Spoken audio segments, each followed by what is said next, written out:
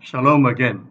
We continue sharing on the topic of Jubilee and the day of vengeance. I just finished talking about the Daniel's 70th week, which is otherwise identified as the day of Yahweh. And now, as I showed you, the day of vengeance, and it's also described as a time of Jacob's trouble. Now, I'm going to deal with the chaos, the time of chaos, probably between now and say 2028, when the beginning of the 7 year tribulation could begin. So, what is the prospect for the world in this coming years ahead of us?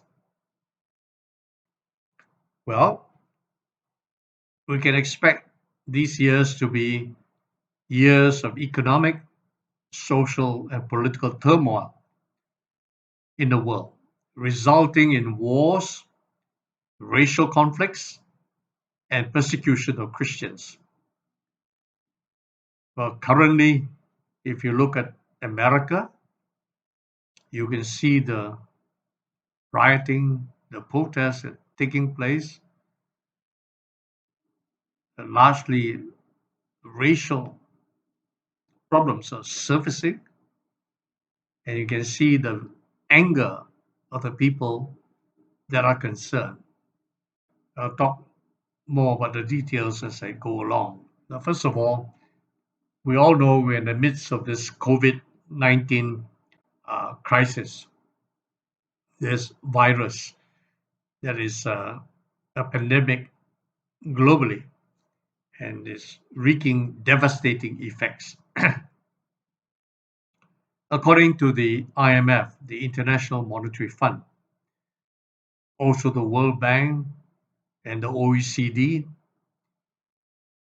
the world is plunging, probably plunging into another Great Depression that can be worse than that of the 1930s.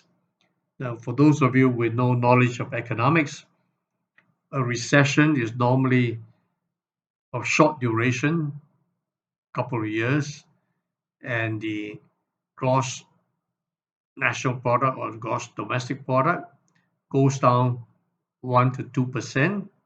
Unemployment spikes up a couple of percentage points. But when you talk about a Great Depression, you're talking about something long drawn out, lasting 10 years or more. The GDP can plunge 25% or more. Unemployment can spike up 25% or more. You just have to Google on the Great Depression of the 30s. You still find a lot of pictures of people, you know, queuing up, long queues outside soup kitchens. You can see lots of homeless people in the throes of the Great Depression. So it is a terrible time to be in. So the prospect that we face now as a result of COVID-19 is that the world could be plunged into a Great Depression. Already at this point, the United Nations has estimated that globally, at least 400 million jobs have been lost. And many more jobs will be lost soon, even with the reopening of some countries, because many small businesses have little savings and are heavily indebted. See, all over the world, the SMEs, small, medium enterprises, these are the ones that provide the bulk of the employment. And these are the ones that have no big reserves in cash or savings. And these are the ones that tend to be heavily indebted as well. So, country after country, governments everywhere find that they have to stimulate the economies. That means vast increase in government expenditure, particularly on transfers to those who are distressed, those who are unemployed, those who have lost all or part of their incomes. And the result is their governments become hugely indebted. The debt, the public debt to GDP ratio is now in excess of 100% in many countries in the world and rising. Singapore is a blessed exception because Singapore has got strong foreign reserves and the government has been able to draw down some of these reserves to help to alleviate or to cushion the impact, the economic impact of this crisis. And how do governments that get hugely into debt to do such financing, how do they finance their debts? Well, first they try to sell their bonds. And in a market saturated with government bonds, you cannot sell more without giving higher rates of interest and incurring carrying costs of debt. So what do countries do in times like these? They resort to the printing press. That's right. When, let's say, the Central Bank of America, they call it the Fed, or Federal Reserve. When the Federal Reserve in America steps into the market and buys up government bonds, what is it doing? It's preventing the interest cost of government bonds from rising. And it also buys corporate bonds in order to keep businesses going, prevent bankruptcies. So it is resorting to the printing press because how does a central bank buy bonds? It simply write a check on itself. No money. They're creating money out of thin air. So this is printing money to finance this extraordinary spending to relieve people in this time of crisis. And you don't have to be an economist to realize that you keep on printing money and printing money, sometime sooner or later, serious inflation will result. And we have had many examples in world history. The Weimar Republic of Germany, where people had to go to a market using a wheelbarrow to cart lots of cash to the market to buy one fish or 1 kilo of whatever they want to buy. That's inflation. You know of a country called Zimbabwe? Well, I own one currency note. It's legal tender. It's $60 trillion worth zero. So you can print notes of bigger and bigger denominations with a worth zero. The world trade is plunging. So the World Trade Organization has estimated that world trade could collapse by 13 to 32% this year. Now listen, for countries that are highly globalized, like Singapore, Hong Kong, so on, those that depend upon world trade enormously, this has already impacted their economies hugely. As countries struggle with recession and high unemployment, they also put up barriers to trade, which will trigger retaliation by others. Now, here, America is a prime example. President Trump is a man who, if you push him, he will push you down the drain as hard as he can. So you can see his moves against China, putting up barriers against imports from China, threatening China with more and more barriers, and China in turn retaliating. This is economic warfare. And this is a feature of the Great Depression of the 30s.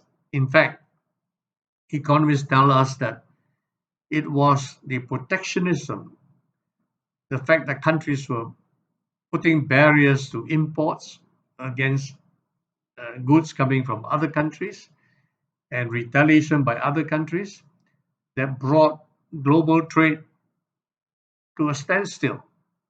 Global trade collapsed, and with that, world prosperity collapsed. We are not far from that event of collapsing. And equally tragic, or even more tragic, millions, perhaps hundreds of millions of people are being plunged into poverty. And not just poverty, but extreme poverty. The, according to one survey, the economic fallout from the pandemic could plunge an extra 395 million people into extreme poverty and swell the number of those people living on less than $2 a day to more than 1 billion people. Now, bear in mind, current world population is 7 billion. So we're talking about 1 billion out of 7 people in extreme poverty. So vulnerable people, particularly in the poor countries in Africa, Asia, Latin America, they are facing a double jeopardy from hunger and from COVID-19. As the pandemic is affecting food supply, shutting down livelihoods of millions who are already subsisting on very little. Now, when I look at countries like India, Bangladesh, and Pakistan, when I read what the governments were pronouncing, initially India had a very strict lockdown, like in America in the West, but it soon lifted the lockdown in the midst of rising infections. Why is that so? Because the lockdown was causing widespread famine, widespread unemployment, widespread distress. So it's like being caught between a rock and a hard place. So they had to lift the shutdown. Now the result is all the infections, the virus cases spiked up. Number of deaths spiked up. They're rising and rising fast. Now what choice do they have? What choice? I remember reading about the lockdown in India, how millions got stranded, no transport even to go back to where they came from, the villages or wherever, stranded, homeless, no food, no water, no money. Very tragic. And this is because the world's poorest countries are also home to some of the world's biggest informal economies, which are most vulnerable to lockdowns. It was an informal economy. You see, if you are in Singapore, Malaysia, you will know that 50, 60 years back, these countries are very poor. You'll find that people were doing hawking illegally, running from inspectors everywhere. They set up stalls to sell their food, their wares, anywhere, going from house to house. This is called the informal sector. Others were washing clothes for people, doing a few odd jobs that were available, doing pirate taxis, and so on. These are all signs of poverty and distress. But surprisingly, this informal economy allows people to eke out a living, even though it's barely subsistence. We think of the people who rummage among the garbage piles, Manila, Jakarta, and elsewhere. In the midst of a crisis, they couldn't even rummage $1 a day from the scraps scrap metals, whatever they were looking for. So in this time, there'll be hundreds of millions joining in the hunt for scraps, to sell, to eke out a living, and there's nothing to spare. How tragic. So this explains why countries like India and Pakistan had to lift the lockdown very quickly. But then the people are now facing huge spike in infections, and the hospitals will be overwhelmed. The intensive care units will be overwhelmed. Huge numbers of people will die and will continue to die. This is the prospect for poor countries in the world, and there are still many poor countries in the world.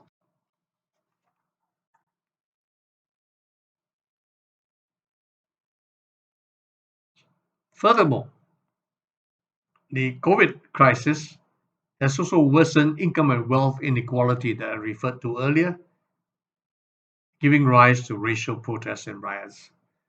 You can see the paradox in economic life. Even while unemployment is rising, infections are rising, number of deaths are increasing, Wall Street is doing very well. But who owns those stocks? Well, those linked to digital platforms and so on do very well. Why? Because people are forced to stay home. They have to have access to the internet and programs on the internet and so on. So the rich are getting super rich and the poor are getting extremely poor. And this comes on the heels of the great financial crisis of 2007, 2008, the effects of which are still lingering in many countries, particularly among the advanced countries. And one of the key effects of that great financial crisis is a tremendous worsening of income and wealth inequality. Now, you add to that crisis this COVID-19 crisis, think of the even worse worsening of income and wealth inequality, and then you can understand why you have racial protests and riots. Hong Kong, well, Hong Kong is not just a protest against the political order, it is a protest actually fueled by economics. People in Hong Kong have got very poor housing conditions. They don't have access to new housing. The government is not building, or building very little. Housing prices are astronomical.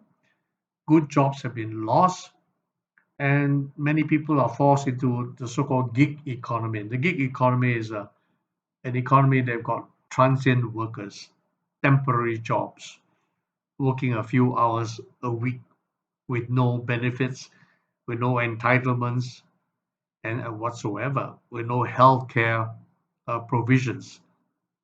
And sadly, across the advanced countries, one third of the workforce belong to the gig economy.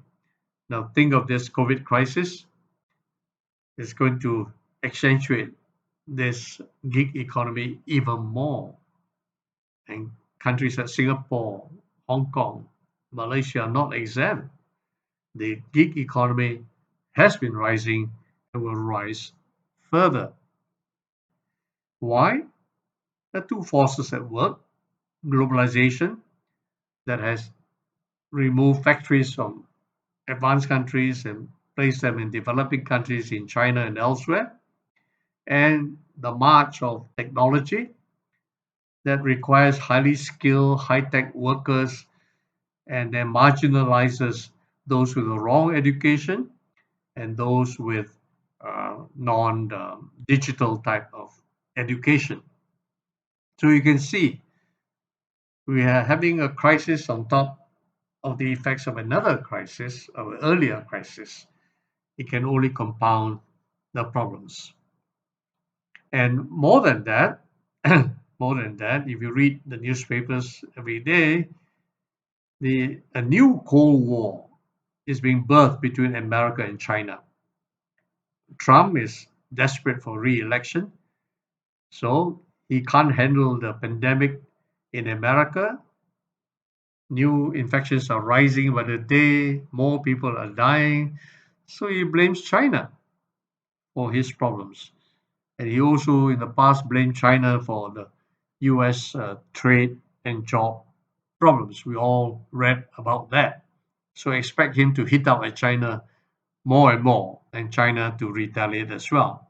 It doesn't help that Hong Kong, the new security law passed by China for Hong Kong, is bringing lots of condemnation by Mr. Trump and other world leaders. All these are stoking this Cold War that I talked about earlier.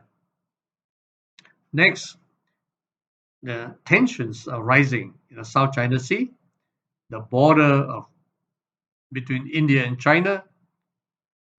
These are flashpoints. Taiwan is potential flashpoint.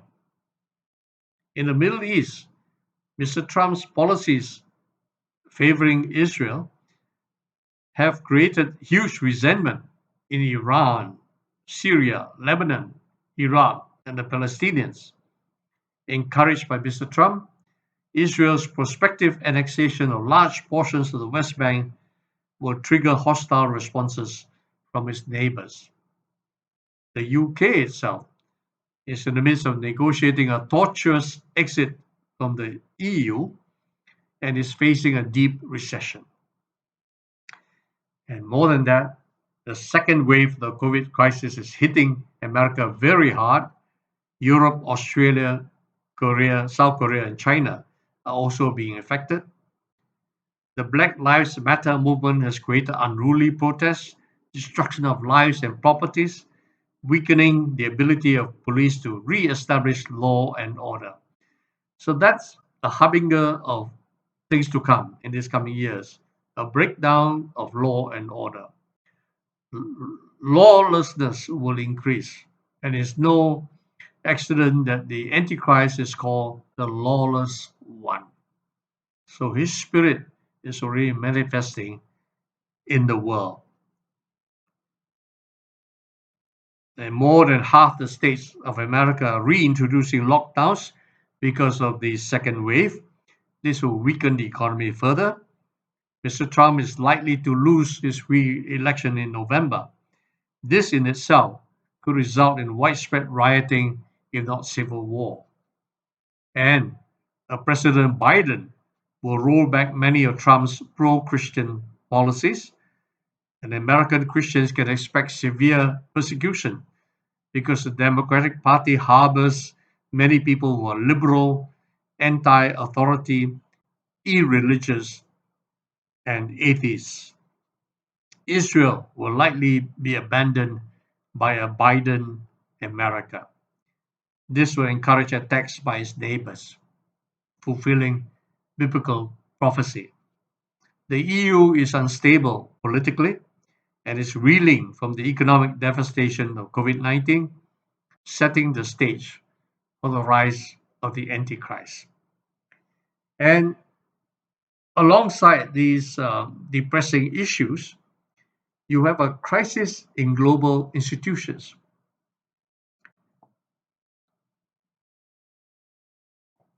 The WTO, World Trade Organization, was set up in 1947 to liberalize world trade. Several rounds of multilateral trade talks resulted in removal of most impediments to world trade, like quotas and tariffs.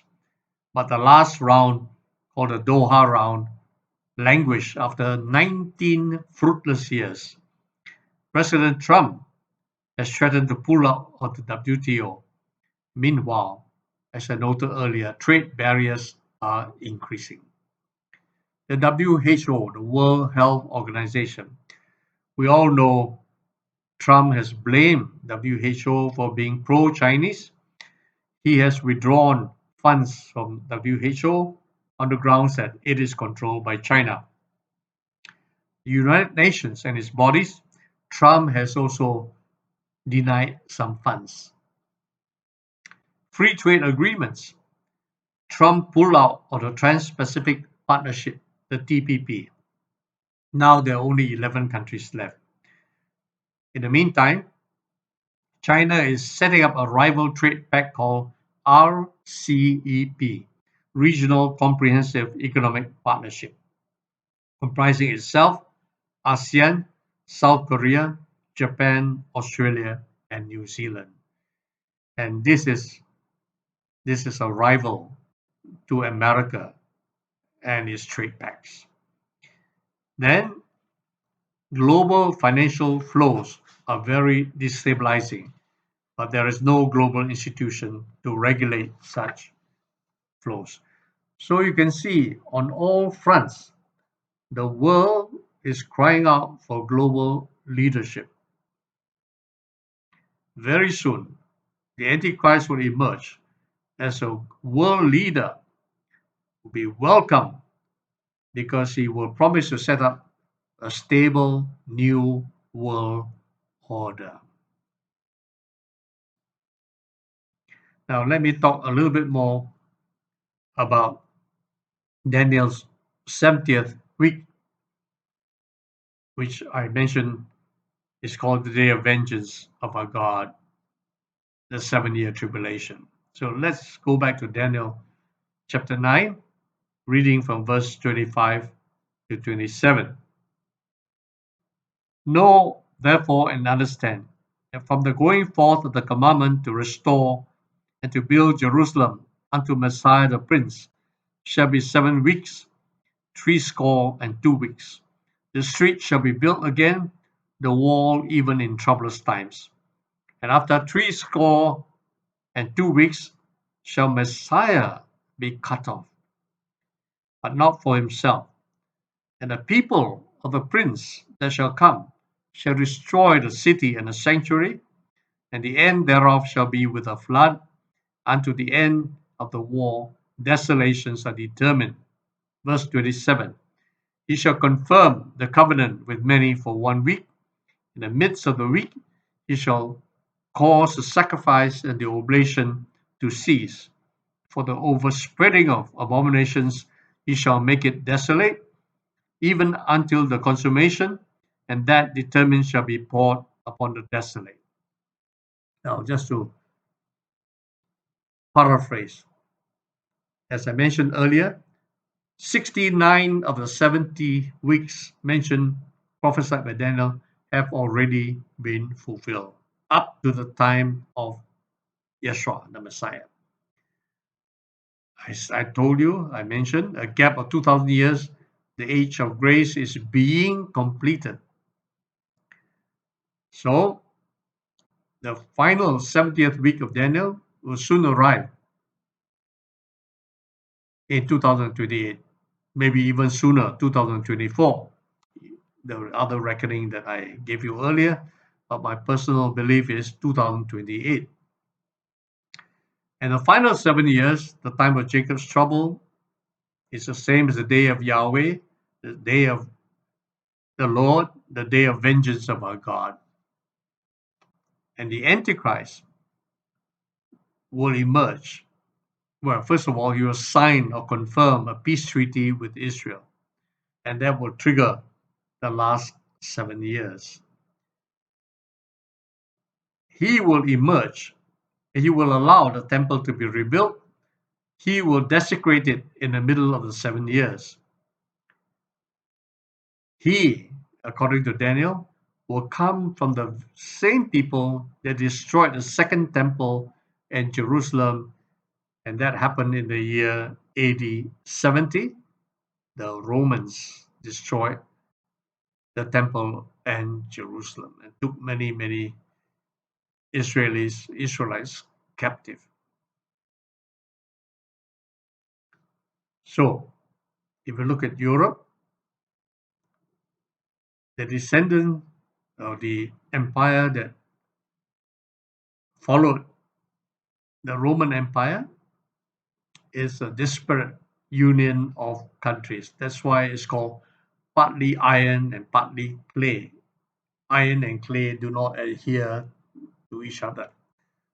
So if you've been following the European Union, and last week we showed the video by Amir Sapati about the rise of the Antichrist, that Europe is ready for the appearance of the Antichrist. He spoke about the building of the EU headquarters, made to resemble the Tower of Babel that was uncompleted. Then he showed the 12 stars on the flag of the EU. Revelation 12, the woman had a crown of 12 stars. Then he showed a statue of a woman riding the beast right out of the book of Revelation. There's much more that he showed in his video. You should look up the video and watch it for yourself. All the symbols are ready. Europe is ripe for the emergence of the Antichrist. But before then, you get the chaos, the crisis that make people cry out for some savior. That's why you see we call him the Antichrist, because he will appear to be a savior of the world. The Jews will accept him as the Messiah because he will allow them to rebuild the temple. He will bring a peace treaty, or confirm a peace treaty for them. But in the midst of the 7 years, middle of the week, of the 7-year period, he will take over the temple, set himself up as God, demand worship, and then have abominations sacrificed on the altar. All that is prophesied by Daniel, Yeshua himself. Paul the Apostle confirmed that the Antichrist will appear. So, time is rushing to a climax. And then during the